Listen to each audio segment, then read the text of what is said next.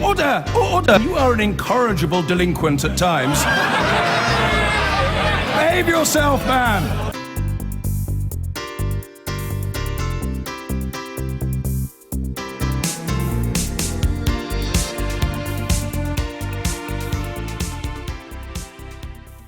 It's Paddy Ashdown. I beg your pardon, Paddy. You're not the weather, you're Paddy.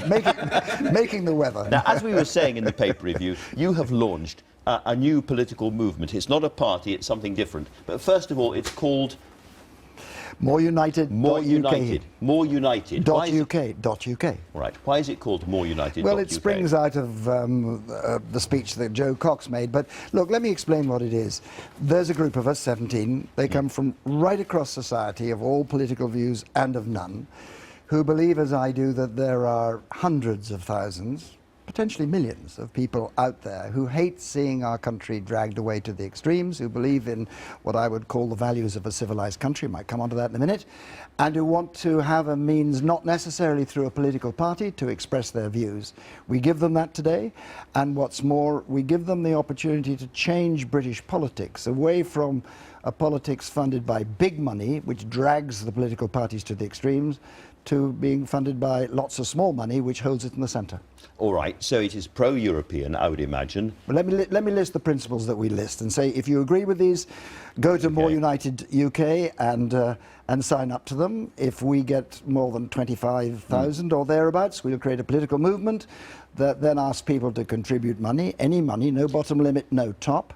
We invest that in candidates who support the principles, and the principles are: 1, a market-based economy where the market is our servant, not our masters. 2, environmentally responsible policies. 3, a reformed democracy with giving power to the voter, no more governments elected on less than 25% of the vote. 4, an internationalist country that values diversity, wants to be as close to the European Union as possible, and if we get the opportunity to vote to go back into the European Union, would support it. It sounds remarkably like the Liberal Democrats. Well, look, there are people who are here from all ranks of life. I mean, look, there's Simon Sharma, there's Dan Snow. But you've got a party that believes in all of these things. Why set up something new? Because there are millions who don't want to do it necessarily through a political party, who are fed up with politics. Look, I'm a Liberal Democrat. I love the Liberal Democrats. I hope people will subscribe to them. But I recognise, Andrew, that there are millions of people who want to make a difference without belonging to a political party. Here's the point.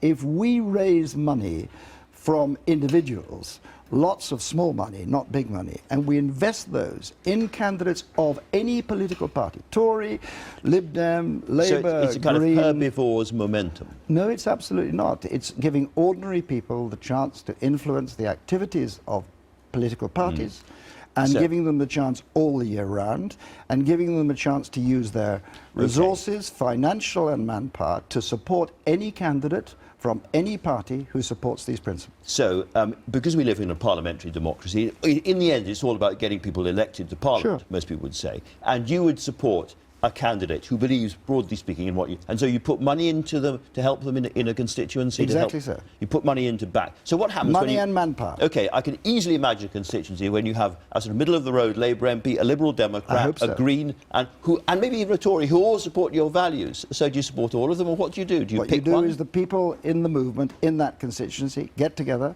interview the candidates and decide which one they're going to support.